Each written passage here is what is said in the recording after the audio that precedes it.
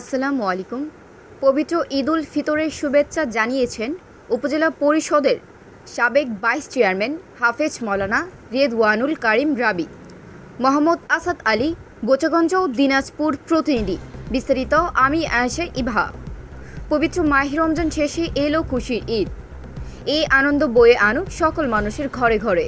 বোচাগঞ্জ উপজেলার সর্বস্তরের জনগণকে আগামী বার্তা ঈদ উল ফিতর এর শুভেচ্ছা জানিয়েছেন বোচাগঞ্জ উপজেলার সাবেক ভাইস চেয়ারম্যান হাফেজ মাওলানা রেদওয়ানুল কারিম রাবি।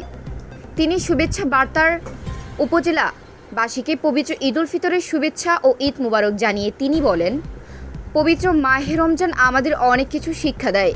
দীর্ঘ 11 মাস পর এই সিয়াম সাধনার মাস আমাদের মাঝে এসে হাজির হয়।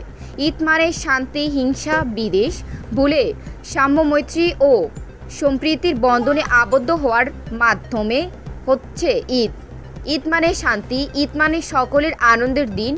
এবারের ঈদে ধনী গরিব নির্বিশেষে সবার জীবনে আনন্দের বার্তা বয়ে আনবে বলে আশীর্বাদ ব্যক্ত করেন এবং আগামী দিনগুলো সবার জন্য সুখময়, সুন্দরময় হোক। হাসিখুশি ও ঈদের আনন্দ প্রতিটি মানুষের জীবনে পূর্ণতার ভয়ে আনুক।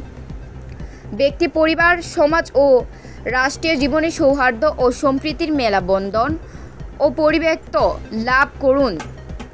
এটাই হোক এবারের ঈদ উল ফিতরের আনন্দ উৎসবের একান্তিক কামনা। তিনি আরও বলেন, আসুন আমরা সবাই দুঃখী মেহনতি মানুষকে পাশে নিয়ে কাঁধে কাঁধ মিলিয়ে মুসলিম বন্ধনে আবদ্ধ হয়ে পবিত্র ঈদ উল ফিতরের আনন্দ উদযাপন করার আহ্বান জানান উপজেলাবাসীকে।